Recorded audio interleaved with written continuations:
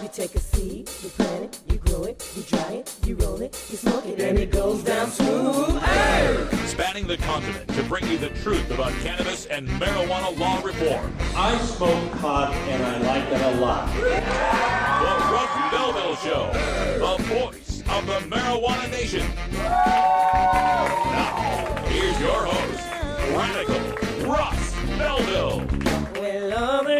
Good day, tokers and tokettes, and welcome to the show. It is Tuesday, December 23rd, 2014, and it's got to be 420 somewhere in the world. It's also got to be A Festivus for the rest of us. That's right, it is Festivus. Happy Festivus to everybody out there, as is our tradition here at 420 Radio and the Russ Belville Show.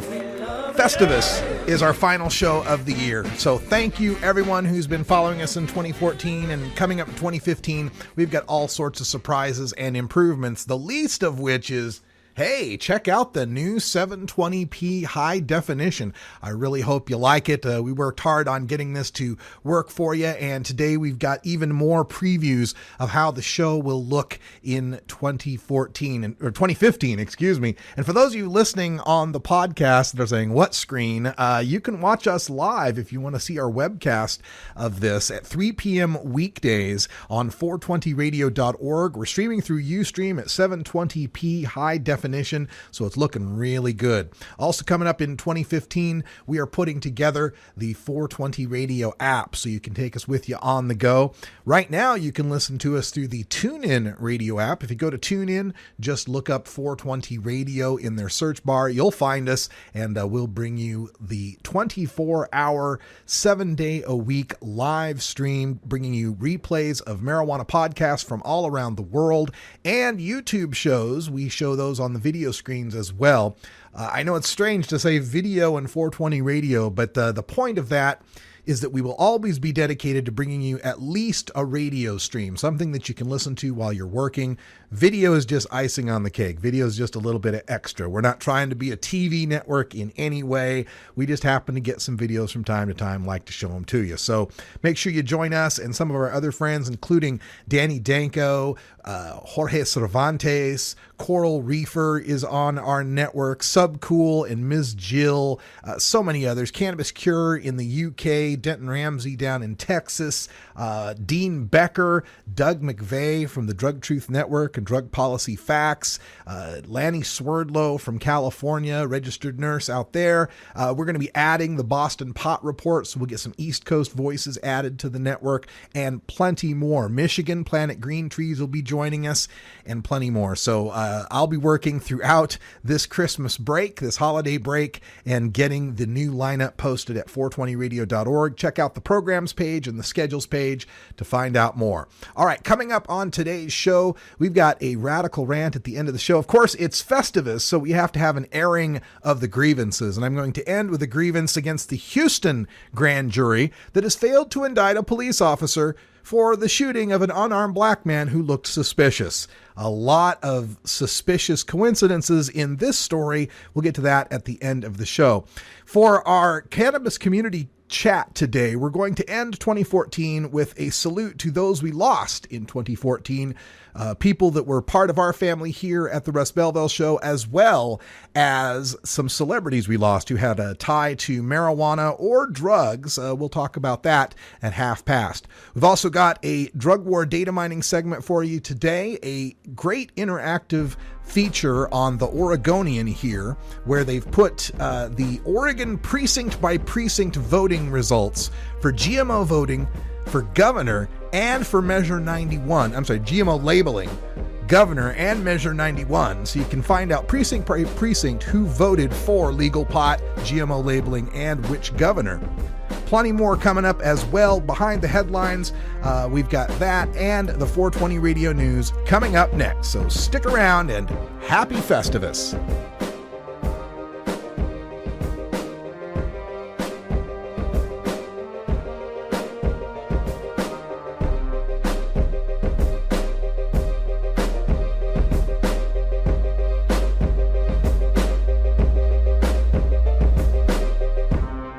You're tuned into the Russ Belville Show, the voice of the marijuana nation. 420 Radio, the activist radio station.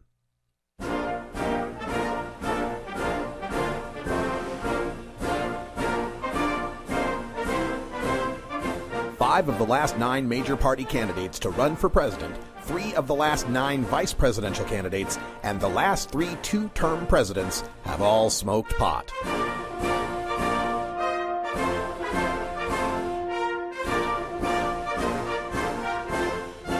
Marijuana, the gateway drug to the White House. This is the Russ Belville Show.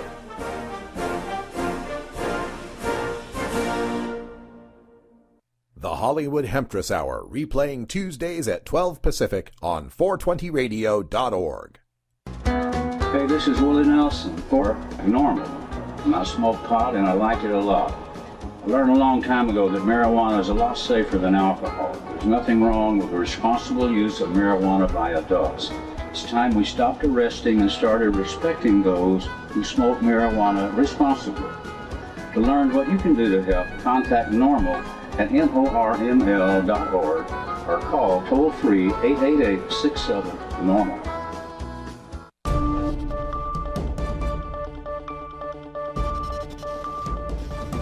It's time for the 420 Radio News, covering the latest headlines in consumer cannabis, medical marijuana, and industrial hemp. Transcripts of 420 Radio News are available daily on our website at 420radio.org. Now, here's Russ Belville with your marijuana headlines in 4 minutes and 20 seconds. This is your 420 Radio News for Tuesday, December 23rd, 2014. Congress has prohibited the Justice Department from interfering with laws in California and other states that allow for the medical use of marijuana. A day after President Obama signed the new law last week as part of a government spending bill, U.S. District Judge Charles Breyer of San Francisco asked a federal prosecutor whether the charge would affect the sentencing of a Mendocino County pot grower who pleaded guilty to charges requiring at least 5 years in prison. When the grower was charged with illegal cultivation in 2012, the judge noted, federal law barred any evidence of medical use, but the new law might make that information relevant now. In fact, the grower's lawyer has said some of his client's plants were for medical patients. A day earlier, another judge in the same courthouse postponed the sentencing of a Humboldt County man who claimed his pot crop was all for medical use in compliance with state law.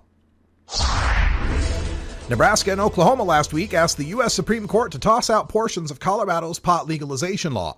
The states contend that Colorado's law, and especially Colorado's licensing and regulation of marijuana stores, violates the U.S. Constitution's Supremacy Clause, which says the federal law reigns when state and federal laws are in irreconcilable conflict. By U.S. law, states suing other states must file their cases directly to the U.S. Supreme Court. Because they originate with the Supreme Court, such cases are known as original proceedings. Even among original proceedings, the Nebraska-Oklahoma case is unusual. Most original cases involve disputes over borders or water rights. Those cases often take years or decades to resolve.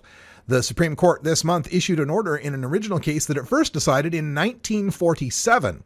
A 2008 report on water lawsuits involving Kansas, Nebraska, and Colorado noted that the case's litigation history stretched back more than a century. A judge ordered a smartphone medical pot delivery app to stop operating in Los Angeles Tuesday after attorneys for the city argued the company was violating the provisions of a voter-approved measure limiting medical marijuana dispensaries. An attorney for Nest Drop said it would appeal the injunction, saying its operation simply connected legitimate patients with legitimate medical marijuana dispensaries. The decision marked a victory for City Attorney Mike Foyer, who said Nest Drop was circumventing the provisions of Proposition D, which limits the number of medical pot dispensaries in the city and regulates their operation. Nest Drop co-founder Michael Pitcher contends his service does operate legally. The company released a YouTube video on Friday asking supporters of the service to share their stories about how medical marijuana delivery has helped them. Pitcher said, quote, "The patients who need medical cannabis the most are the ones who might not be able to drive and therefore need it brought to them, and we can help with that," end quote. Illinois officials have posted emergency rules spelling out how the state's medical marijuana program will be extended to children under a law taking effect January 1st. The Department of Public Health posted the regulations online Tuesday. Children with certain health conditions, including seizures from epilepsy, will be able to use non-smokable forms of marijuana, but they will need 2 doctors to sign forms certifying they think the patient will benefit. The rules expand a medical marijuana advisory board to include a parent or caregiver of a patient under age 18 and a medical professional with experience in pediatrics. The emergency rules are in effect for 150 days. A draft of permanent rules will be published later, which will trigger a 45-day public comment period. Colorado's cannabis shops are reaping more than $500,000 in rebated sales tax revenue in 2014 thanks to timely payment to the taxman. The refunded money from the state's so-called vendor fee, a 79-year-old agreement the state made with its businesses, suggests the state's marijuana businesses are achieving an important goal, that of becoming more establishment, despite the extra hurdles they face in the marketplace. The majority of states with a statewide sales tax have an equivalent to Colorado's vendor fee, which rewards all businesses, not just pot shops, for the prompt payment of taxes by letting them keep a percentage of them each month. Colorado's vendor fee, which allows businesses to keep 3.3% of the 2.9% state sales tax, dates back to 1935. This has been your 420 Radio News for Tuesday, December 23rd, 2014. I'm Russ Belville. Happy holidays and happy Festivus for the rest of us.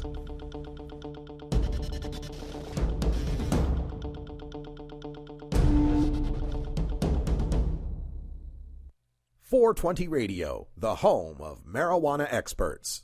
There's so much I worry about as a mom. Stephen Harper thinks that organized crime should continue to profit from marijuana prohibition. Imagine regulating marijuana like alcohol and cigarettes with a strong and clear educational message, making it more difficult for my kids and your kids to access. Drug dealers don't ask for ID. Stephen Harper does not have the kind of judgment we need to protect our children, authorized by the normal.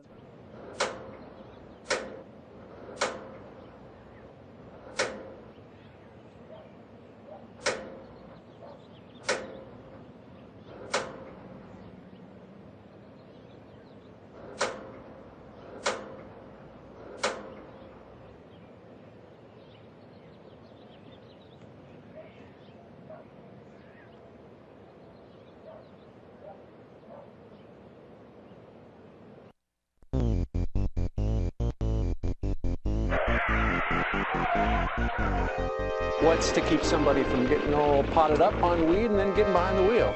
The Russ Belville Show reminds you to never smoke and drive impaired. Hang out for a while. Share.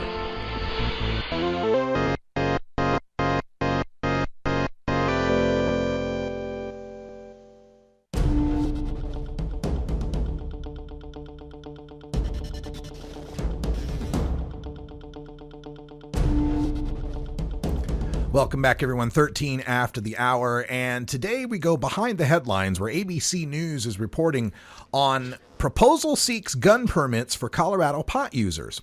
This is a subject that we have covered before on the Russ Belville Show in Oregon when it impacted medical marijuana users who were being denied their right to apply for a concealed weapons permit. Federal law has a questionnaire basically that you fill out on the application that is usually run by county sheriffs that asks whether or not you're an unlawful user of controlled substances. And of course, under federal law, marijuana is a controlled substance. This had come up with medical marijuana patients in various states arguing that they should have the right to still use their Second Amendment, to be able to use their Second Amendment rights and be able to arm themselves and be able to keep weapons. And this had always run into a roadblock because the patients in those states technically weren't doing anything legal so much as they were being permitted to avoid criminal prosecution. It's kind of a bit of hair splitting, but basically medical marijuana isn't technically legal because in the states that have medical marijuana without legalization, there's still a crime of possessing marijuana. It's just that the medical marijuana law gives you an exemption from being prosecuted for it. So these didn't get very far for most people, although in Oregon, the Supreme Court declined to hear an appeal of one of our courts, or the district court, that had ruled that you couldn't deny people their concealed weapons permit because a county sheriff isn't in charge of enforcing federal law. Well, now this issue has come to a head thanks to the legalization of marijuana for recreational purpose for anybody over the age of 21 in the states of Washington and Colorado, and now Oregon and Alaska. This is where we come into the ABC story, where the Colorado Campaign for Equal Gun Rights is trying to put together a ballot initiative for the Colorado Constitution to have Colorado ignore guidelines from the U.S. Bureau of Alcohol, Tobacco, Firearms, and Explosives, those guidelines I told you about where they can't sell guns or ammo to someone who's a known drug user. It's not just concealed weapons permits. This also can have to do with selling weapons. Gun dealers can be prosecuted if they sell to known drug abusers. So this would change their state law to deny. This does have to do with the concealed carry permits, and says that Colorado will be, the Colorado sheriffs won't be able to deny someone whether or not they're a user of marijuana.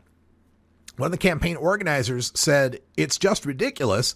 Someone can get extremely drunk Saturday, Sunday, Monday, all week if they want, and they can still get a concealed carry permit.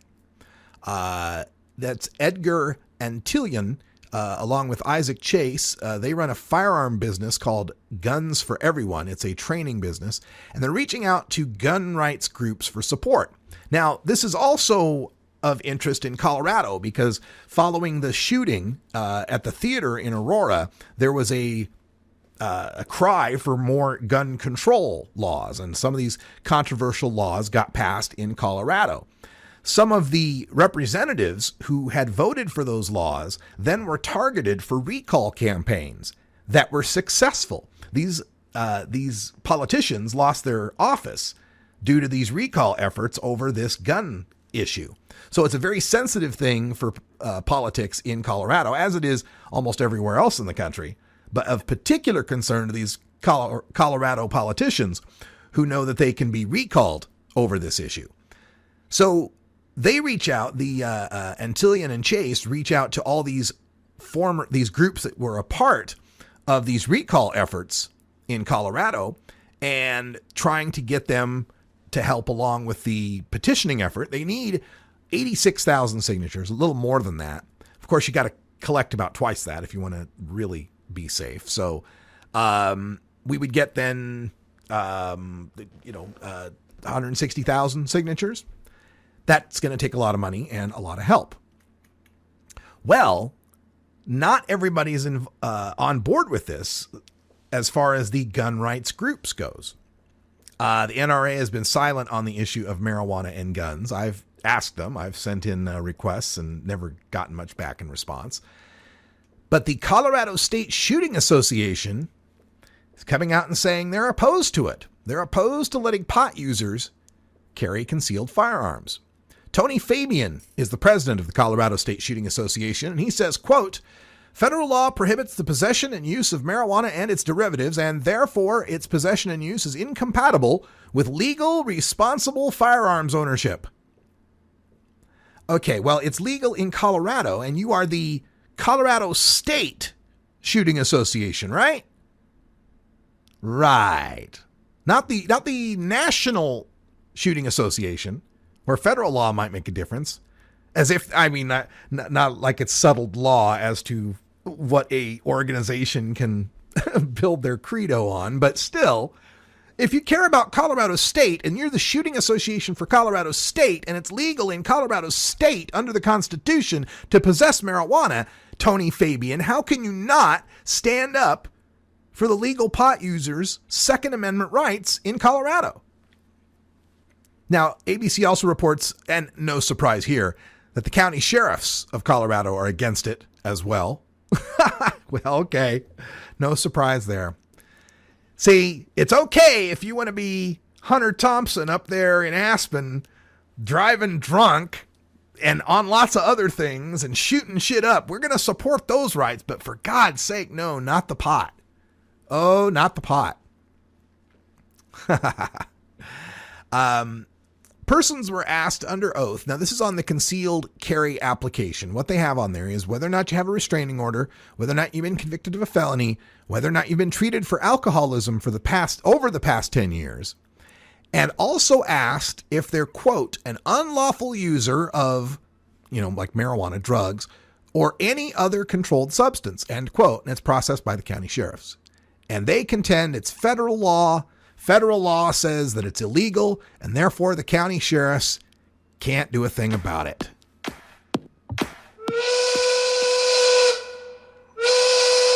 I can't do reefer comedy. I'm drunk. Two different animals. All right, welcome to our last 420 break for the Mountain Time Zone. Checking out folks in the chat room. Yeah, we're working on a high def presentation now, and I'll get the low definition streams up as soon as I figure out how to make them both work at the same time. Right now I'm beta testing the high def. Switch to TuneIn for the audio if that makes it better for you. My apologies. We're back after this. 420 Radio, fighting prohibition since 2012. Get.Buzz. .Buzz is the internet platform that fuels community interest, excitement, and new experiences.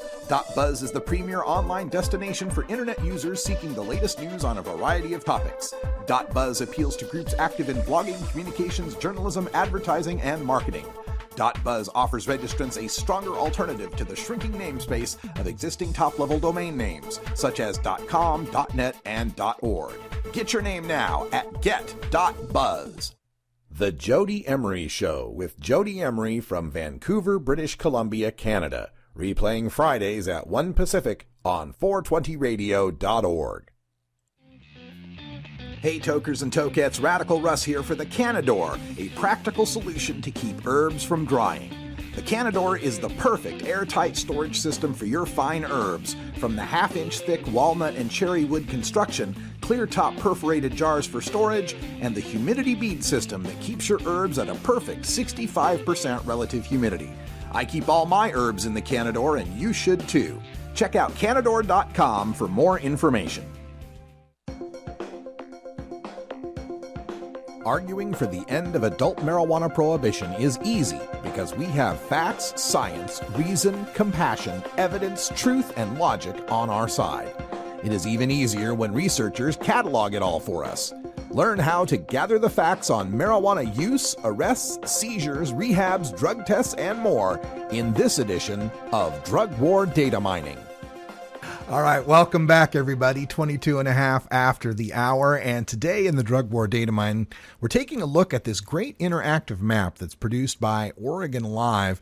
And it's a fantastic look at a precinct by precinct, I mean, all the way down to the tiniest precincts in the big cities, of the voting patterns for Measure 91. And you can also look up the voting patterns for governor and Measure 92, which is the GMO labeling ballot measure that we had that lost by the narrowest of margin, like 800 votes or something like that. Is really tiny margin.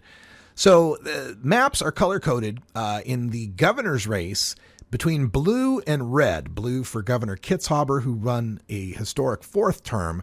Red for Dennis Richardson, the Republican. And one of the things you'll notice about Oregon is how it's divided, pretty much here in this range where the Cascade Range is. And that from that point east, it's very rural and very Republican. You may notice I'm hitting these big counties and you're only seeing, a few thousand votes. Like Harney County is 2,700 votes in that particular county. So very sparsely populated, giving you a distorted view of just how much support there is, because you see a lot of land mass, but it's not really a lot when you talk about the population centers. For example, when we zoom to Portland, the population center there, almost completely blue, and the darker blue, the more they voted for the Democrat. Salem, Oregon, the capital, mostly blue, a little 50-50. Albany, Corvallis, which is the Oregon State University area, very blue. Eugene, Oregon, of course, University of Oregon, very blue. Bend, Oregon, in Central Oregon, where our friend Speed Limit is from, very blue. Roseburg in Southern Oregon. Now, Southern Oregon, very Republican, but Roseburg at least comes out 50-50. Pretty white in those areas. Medford, Ashland, again, Southern Oregon area. Ashland is kind of a artistic enclave, so they vote very blue as well. So those are the population centers, which you can see, and much like any other state, the population centers tend to be more blue. In the Measure 91 race, they color-coded it purple if you were against marijuana, and green if you were for marijuana. And those pretty much line up with the way the Republican and Democratic voting went. Looking at the eastern portion of the state, again, we get, very anti-pot voting patterns. But as we zoom into the Portland area, Portland is almost completely green. You have to look hard to find any place around Portland that is not a green precinct. And we'll actually zoom in on our precinct here at Rolla J Studios, 3608 Northeast 75th Avenue here in Portland. And there's our spot right there. And my precinct voted 75.4% in favor of Measure 91. Of those 1,655 votes, I am one of them. And you can scroll all around the city and the state to be able to find these things. Again, Portland, you can find districts there. I found one district earlier where there was one vote and it was for marijuana. So all of these, and it goes county by county, and you can find what the voting patterns were. Salem, Oregon, very much for Measure 91. Albany, Corvallis, again, pro-marijuana. Eugene, no surprise, pro-marijuana. Bend, pro-marijuana. Roseburg. Now, remember, Roseburg was a district that, in the Republican-Democrat came up. There was no Democrat. But at least in Douglas Precinct 22, there was a majority support for Measure 91. So one district that did vote for marijuana legalization. Medford Ashland, again, much greener than it was blue. Even though these areas went Republican, you can see that they went and voted for marijuana legalization. GMO labeling ended up breaking just about the same way across the state and using another green-purple designation. Although it was harder to find support for Measure 92, it didn't get as much support as Measure 91. So some darker purple out in the farming areas of the state, the eastern Oregon areas. Zooming into Portland, you would expect that the GMO labeling would pass, but it didn't get passage as great as the marijuana measures. Although here, there's some of those small districts. There's Washington Precinct 325, where 2 out of 2 votes went for the Measure 92 GMO labeling. Out to Salem, again, not as much support for Measure 92 as for marijuana legalization. Albany, Corvallis, Albany didn't support it. Corvallis was light support. Eugene, greater support, which you might expect from a college town. Bend, some good support there in the Bend area. Roseburg, no support whatsoever in Southern Oregon, although a little 50-50 in that same district that supported marijuana legalization. And Medford, Ashland, good support for the Measure 92. This map's available at Oregon Live. You can find it at gov.oregonlive/election/2014/general/precincts, which I know is a very long URL. It's there on the screen if you'd like that, and we will post it into the chat room following the conclusion of this segment. Thanks for joining us for another edition of Drug War Data Mining.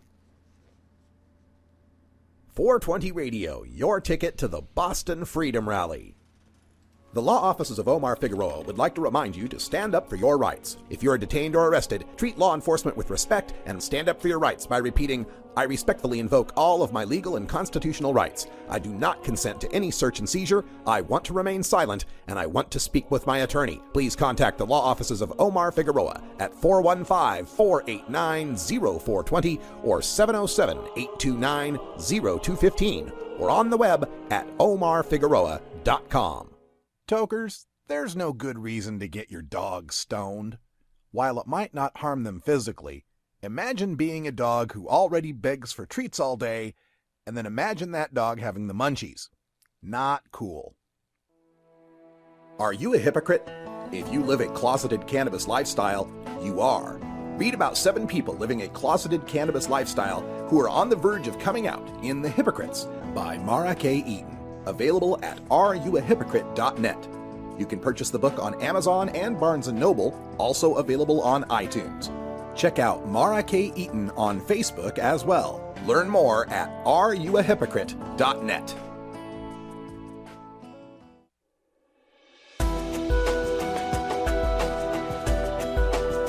The cannabis community is a diverse set of people from all walks of life, conservative and liberal, black and white, straight and gay, rich and poor, and everyone in between. Learn more about the people we are freeing from adult marijuana prohibition in our Cannabis Community Chat. Welcome back, everyone. Half past, and today for our Festivus celebration, we are going to remember those who passed away this year in 2014 as we move forward into 2015, and we take their legacy with us and continue to fight so that the herb they loved so much could be free for everyone. I'm just glad they managed to live to see 2 states have legal marijuana. We, of course, began the year with the sad passing of our friend Chris Stereotype Hanley, who was one of our chat room moderators and came along to a few of our events when we were out live at Cannabis Cups. Jim Dement, Big Jim, was a big fan of the Herb Thrasher Flower Hour and the Russ Belville Show out there in Alabama, died fighting for what he believed in. And of course, Rob Greywolf Denman, who passed away this year. Our friend who was originally from Colorado made his way to Oregon, participated in so much in 420 radio. We will always remember. And of course, we lost Robin Williams. Right now, and already in BC, they're lighting torches going, we're waiting. Come on, you folks just came from Capitol Hill. Come on down. Where do you go? How are you, my friends? Grab some seats. You were caught in... What? Oh, that's your old boss. Did you fuck him? Sorry. Okay. Not an inappropriate question to ask in Washington. No. And he's going, no! She was just a page. It's okay. And it's weird, in California this summer, all the state parks caught on fire, which was sad because these parks are full of weed. It's bad news. It's like, even the guys fighting the fires are like, oh my God, make another rainbow, Tommy. Oh my God. It's weird. Even Smokey the Bear is going, only you can. Shit, I knew this.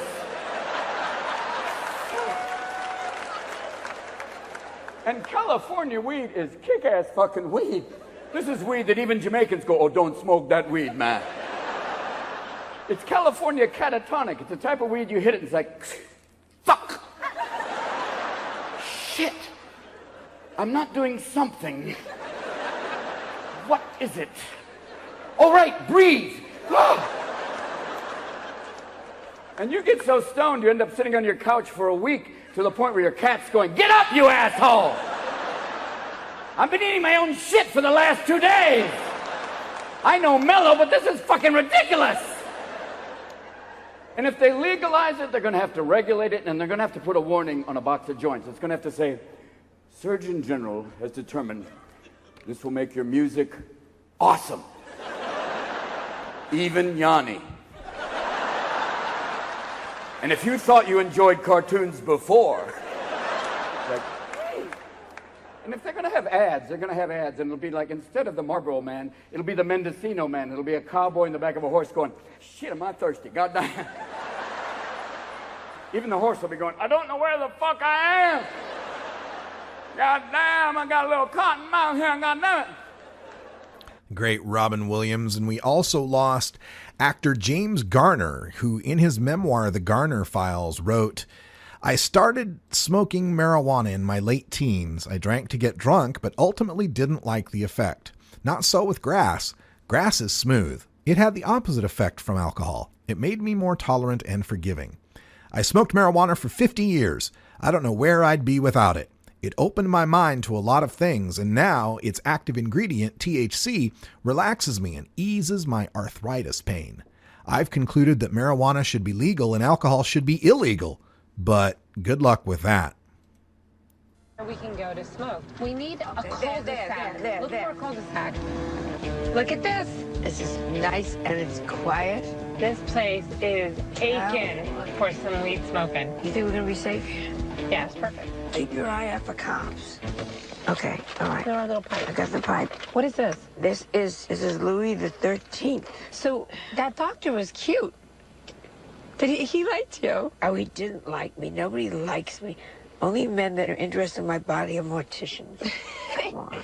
It smells good. Give me a pipe. Give me a pipe. Oh, these are okay. Ready now? Suck it in while I light it. Oh my God.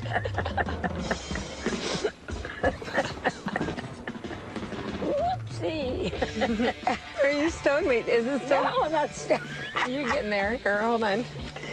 Okay. Oh, wait. Stay calm. Okay, go. Suck it. Are you not? Suck it in. You're not sucking it in. Last time someone told me to suck it in the car, it was 40 years ago. I'm not feeling anything yet. I'm getting the contact. Oh, God. I'm feeling so relieved. Another great that we lost this year was Harold Ramis, who might not be associated with marijuana himself so much, but boy, anybody who's a pot smoker loved the movies that he put out. Stripes, Ghostbusters, so many, too many to really name. He once was interviewed by GQ and said, "I really didn't want to get drafted. So I went down to the physical and checked every psychological disorder and drug on the medical history form. Of course, I'd also taken the precaution of taking a massive dose of methamphetamine before I went. I don't think the psychiatrist had ever talked to anybody like me. He asked me, 'What drugs do you take?' I said, 'Well, marijuana, LSD, peyote, MDA, DMT, methamphetamine, dioxin, Ritalin.' I just named every drug I could think of. His final question was, 'Do you think you'd be happy in the military?' And I said, 'I don't think so. Sorry.' And of course, just yesterday, we lost this great man. Seems I've got to have a change of scene. 'Cause every night I have to stay in the street. Even now, I wanna ride. When I'm thinking you, I stop myself a cry. 'Cause just can't waste my time. Look you back. On your night, I can't get straight. Guess I'm here to stay. Tell something.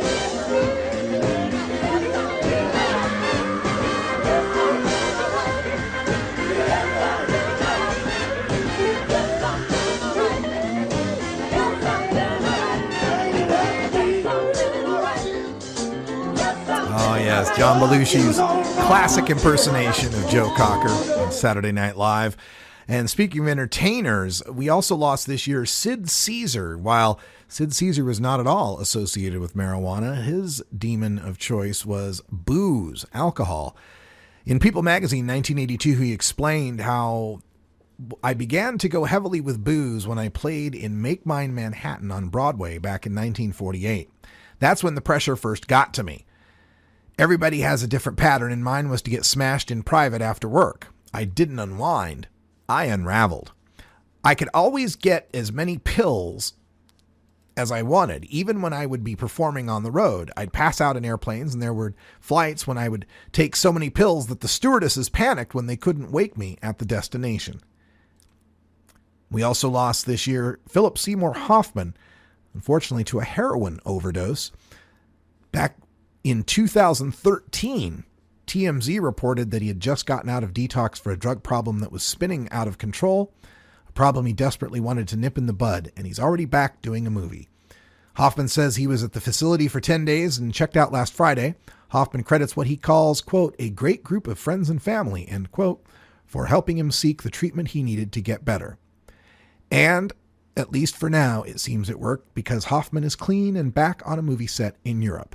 Of course, Hoffman succumbed to his heroin addiction and died this year, 2014.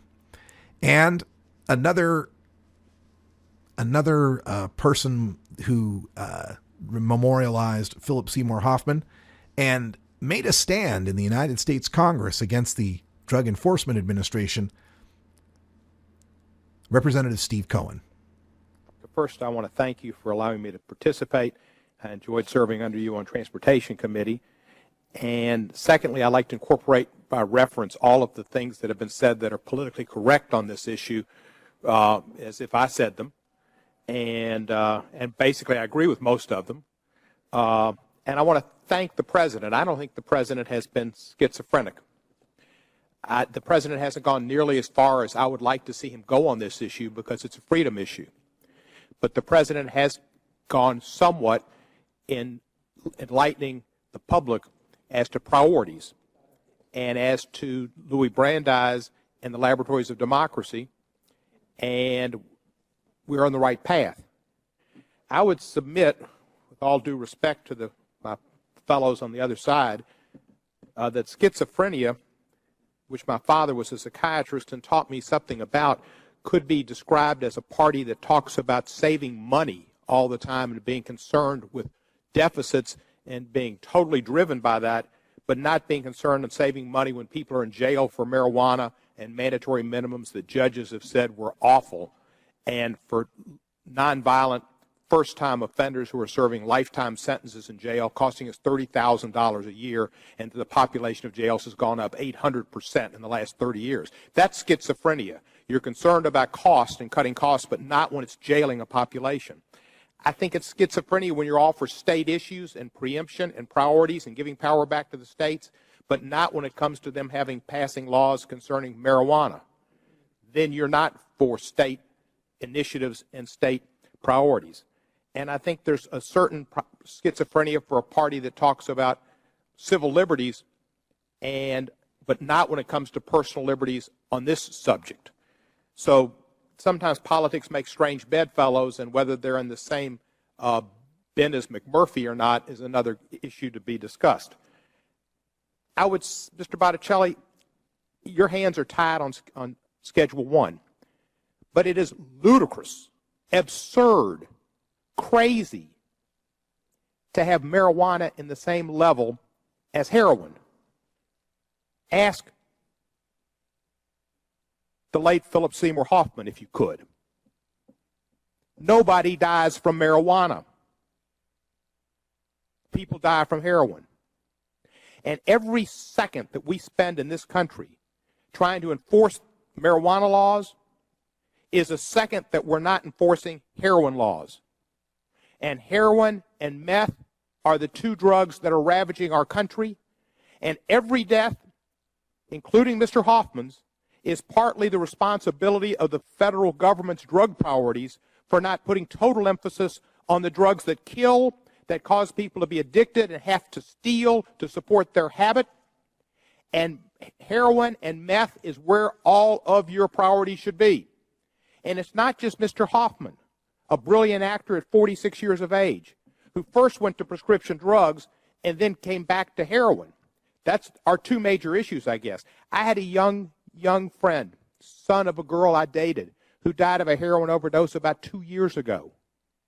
I went to a party in Memphis recently, not Vermont, where the governor spent his entire State of the State hour address talking about the ravages of heroin in his state, but Memphis, Tennessee, where 4 women, give or take my age, well, maybe 15 years younger, sometimes I lose perspective, talked about heroin being a great problem among their children and in the Memphis community, and about another young man who had died of heroin. Heroin is getting into the arms of young people. And when we put marijuana on the same level as heroin and LSD and meth and crack and cocaine, we are telling young people not to listen to the adults about the ravages and the problems, and they don't listen because they know you're wrong. Because as Mr. Micah said, we know a lot of young people smoke marijuana. They shouldn't. Young people should be being young people. The most precious commodity in the world is time. Young people have got lots of time. Mr. Mike and I don't have that much more time. That's just the realities. And when you're young, enjoy being young, playing ball, taking it easy, just doing kids things and learning. And you shouldn't be doing drugs, but they are.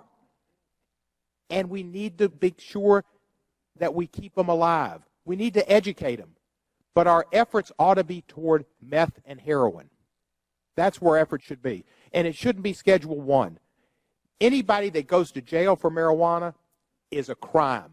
when people for possession are taking their liberties away. It's a waste of money. It's a waste of resources. It's a crime committed by our government. There is a cultural lag in this country, and this Congress is a leader in it. My time has expired. I thank the committee for allowing me to express myself. I will participate in questioning.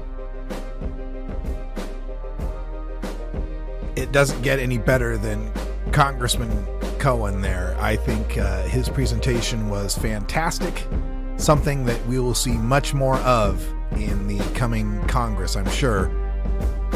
It's getting harder and harder for them to argue against this, and we have a lot of you to thank for calling and writing your elected officials. Log on to normal.org or find your local Normal chapter. You can get more involved. Legalization, it's up to you. We're back with the airing of the grievances for this Festivus right after this. You're tuned into the Russ Belville Show, the voice of the marijuana nation. 420 Radio, freeing your mind 24 hours a day. You know Herb Thrasher from the Herb Thrasher Flower Hour. Now get ready for Herb Age Designs for the proud cannabis consumer. Herb Age Designs, lifestyle gear for the 420 friendly. Herb Age Designs, we've got Frisbee golf discs and durable hemp gear. Herb Age Designs, we've got shot glasses, drinking glasses, coffee mugs, and beer cozies.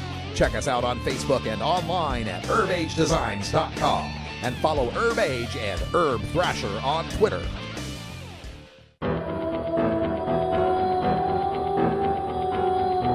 In the interest of fair and balanced journalism, the Russ Belville Show presents the anti-drug public service announcement of the day. I got some good pot for you. No. Cocaine? No, thanks. Yo, my man, you want some lewds? No way. If someone offers you drugs, instead of saying something you really don't mean, just say, no. Got some sensimillion for you. No. No. No big production number. Just say, no. You'd be surprised how well it works. Pot? No.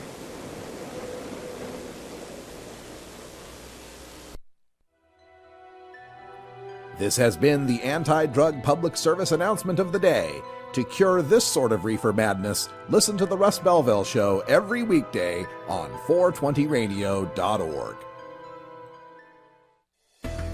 At Royal Queen Seeds, we've got premium feminized cannabis seeds, including auto-flowering varieties for the medical cannabis user. We've got bulk shipments available and new CBD oil. Plus, we accept payment in Visa, MasterCard, and Bitcoin, as well as other methods. Check out our website at royalqueenseeds.com for more information. We are located in the Netherlands, and we have online grow experts ready to help you now at royalqueenseeds.com.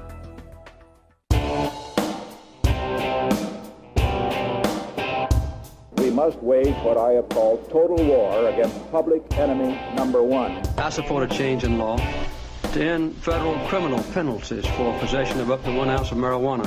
That marijuana, pot, grass, whatever you want to call it, is probably the most dangerous drug. Some think there won't be room for them in jail. We'll make room. I experimented with marijuana a time or two, and I didn't like it and didn't inhale. One major responsibility is to encourage people to use less drugs. Entirely legitimate topic for debate. Radical Rant.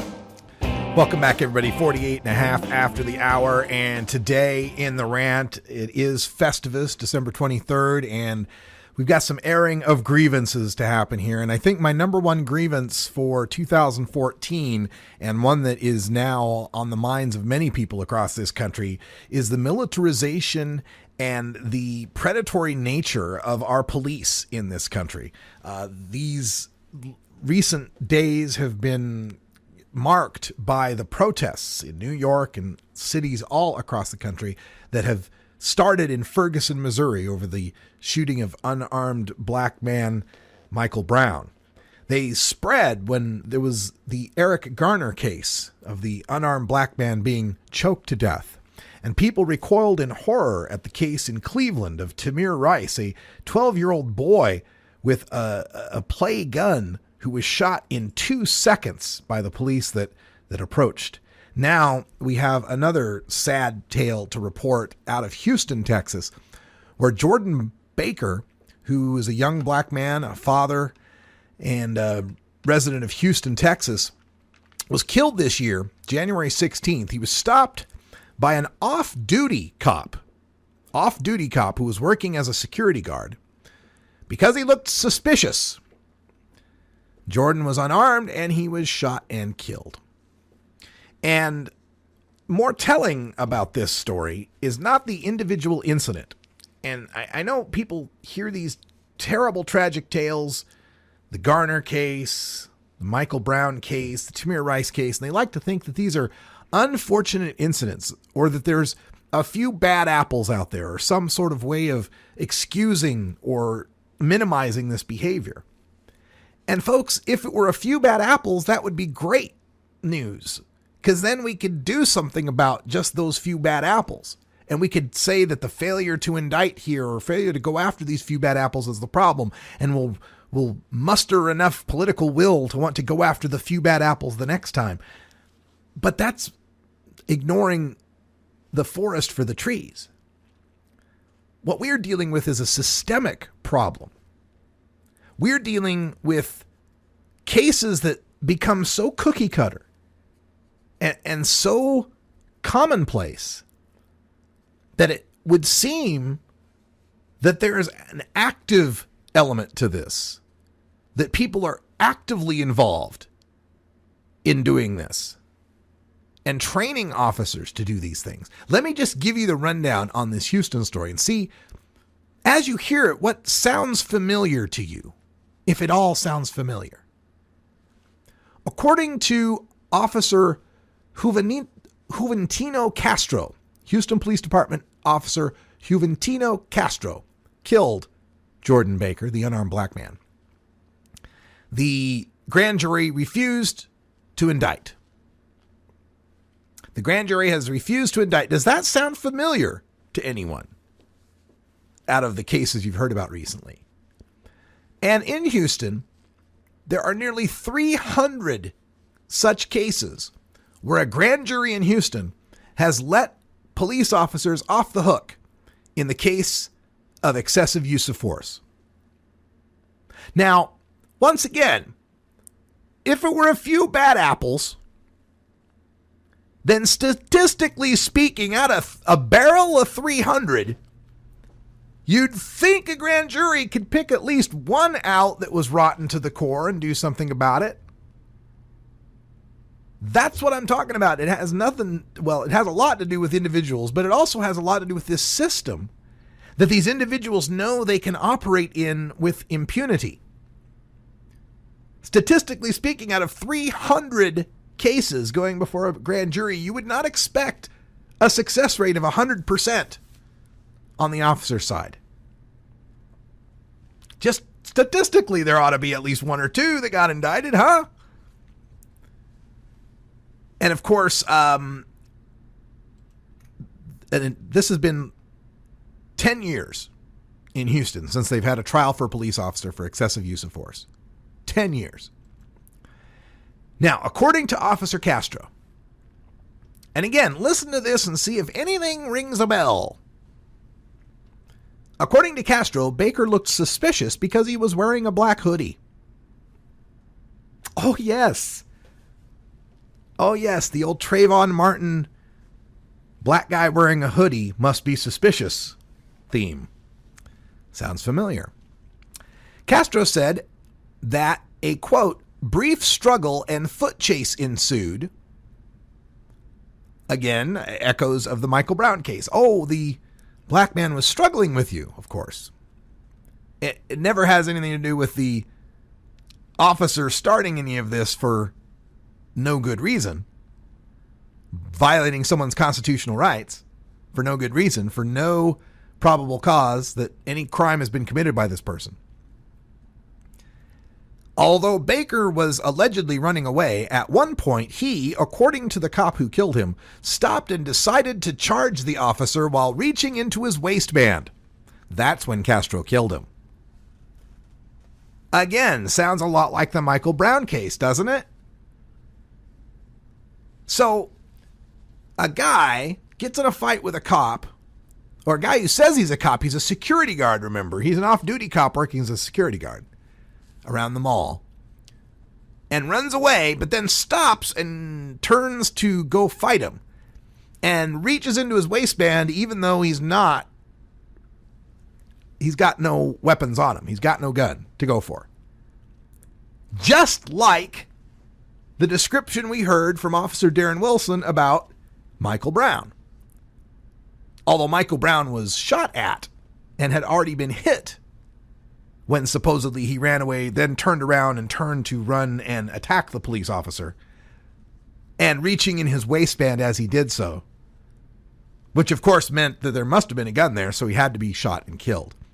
Now, maybe this is just coincidence. 2 cops roughing up black guys that aren't armed but run away and then run back and charge as if they are armed. Maybe it's just coincidence. Or maybe, given what we've reported here on this show about such training agencies as Desert Snow and the 420 Group and their huge intelligence network that they're running called Black Asphalt, where they share and exchange tips and information with each other. Do we know that this training doesn't include how to frame the story to get away with it? How many times have you ever seen video on YouTube, where someone's filmed police brutality going down, like the officer who kicked the lady in the head while she was handcuffed, pregnant lady in the head while she was handcuffed sitting on the curb? If you've ever seen these videos on YouTube and they've got audio with them, you'll almost always hear the police saying, "Stop resisting, do not resist, stop resisting, stop resisting, stop resisting." And they'll be saying that to people who aren't resisting, to people who are going limp and not resisting. It's because they've been trained to do that. It's because they've come to realize that if they say that in the video, the lawyer can then, in the court case, if God forbid there ever is one, they can claim that they had to use excessive force because the subject was resisting, even if the subject wasn't resisting. This is where we need to start training ourselves on some of these techniques. Unfortunately, we don't have a police union to tell us to fight for us, to lie for us.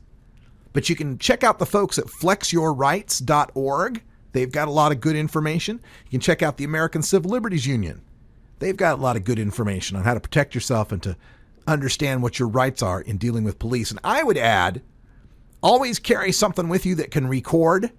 I don't leave my house without my cell phone for that very reason. I will always have something on me that can record. And if the cops do start arresting you, in addition to not, resisting them, tell them you're not resisting. I am not resisting. I am not resisting. I am not resisting. And let's see if that goes our way for once. That would be my grievance for 2014, is that it's taken this long for the American people to come to recognize what's been going on with the police in our country. Something those of us who've been fighting in the drug war have recognized for years now, for over a decade or two, because it's been employed against us. We've seen the armored personnel carriers. We've felt the battering rams breaking down our doors, and we've had the guns shoot and kill our family, our loved ones, our pets. So welcome to our world, America. And in 2015, now that it's somebody you care about, now that it's gotten political attention, now that it's not just the druggies, maybe we can do something about this together. Thanks, everybody, for making 2014 the best year yet in 420 Radio and the Russ Belville Show. 2015 is promising to be better still. 6 different domestic cannabis cups, Seattle Hemp Fest, all sorts of business conferences. We'll be there for you, streaming live. We'll see you back here in January. First Monday of January, we're back, 3 p.m. Pacific. Until next time, take care of each other, tokers.